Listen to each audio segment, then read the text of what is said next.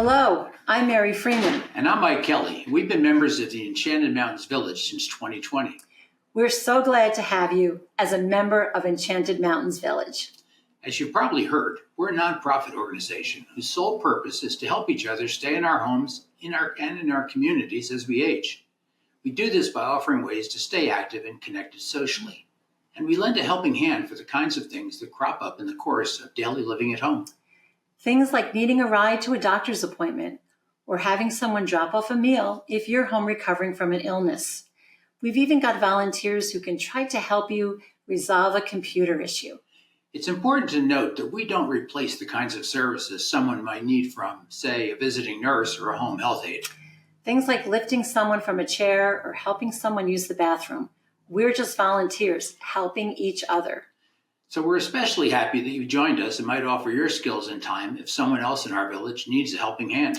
In this short presentation, we'll explain some protocols that you'll need to know in order to be a volunteer and to support our village's future growth. One important thing is, to volunteer for the Enchanted Mountains Village, you need to register through the Cattaraugus County Office of the Aging and sign up for a program called RSVP. RSVP, that stands for Retired Senior Volunteer Program. There are more than 800 volunteers in Cattaraugus County who do things in the RSVP program, like delivering Meals on Wheels or helping out at libraries, schools, and museums. It's quick and easy to get enrolled. Only takes about 10 minutes to fill out the registration form, and then you have some insurance in case anything happens while you're volunteering to help someone in the EMV.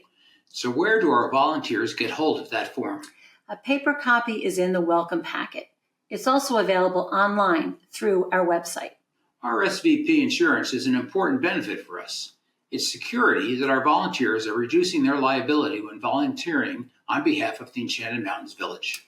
It also means you can be reimbursed for your mileage costs for driving someone. There's paperwork, of course, to get reimbursed, but it is available. What exactly will happen when a person volunteers? When someone joins the Enchanted Mountain Village, they receive a list of all the various services we offer one another and are asked if they'd like to volunteer.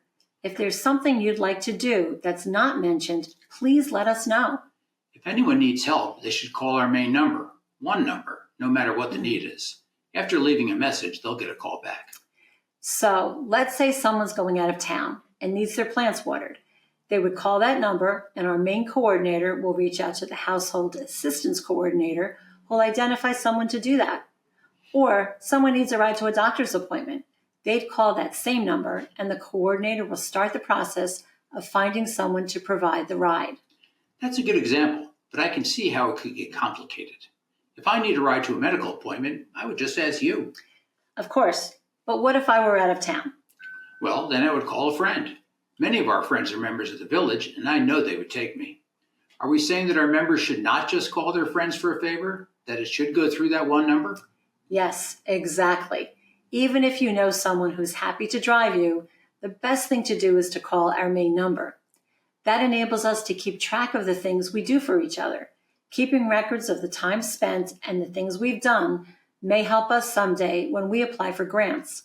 Records of all that allows us to demonstrate our scope and some of the needs that we've fulfilled. So, in this hypothetical situation where I call to get a ride to my doctor, the coordinator lines up someone I don't really know. What happens then? What particular things should that volunteer and I understand? Good question.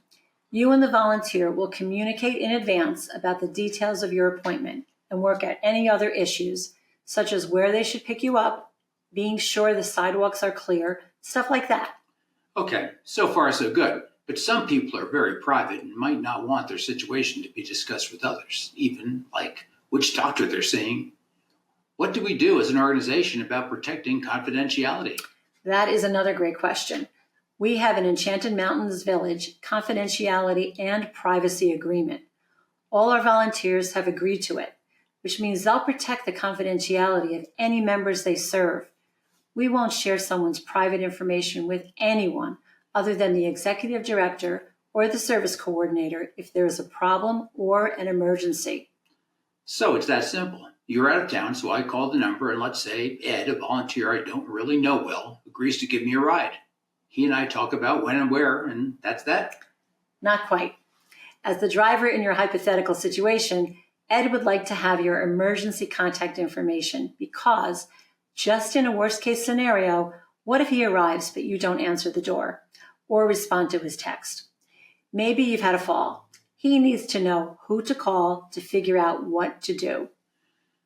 So that's why emergency contact information would be important. Do I also see that on the confidentiality agreement where you can decide not to be in any photos used in promotional materials just by not checking the line? Yes, not everyone likes to have their photos out in public, and we respect that. So that's it. We've covered these important points. A, the purpose of the Enchanted Mountains Village is to support our members to age well at home by fostering connections to other members, community resources, and social activities. B, for the things we're willing to do specifically for one another, we'll register with RSVP and have our names included in the list of volunteers.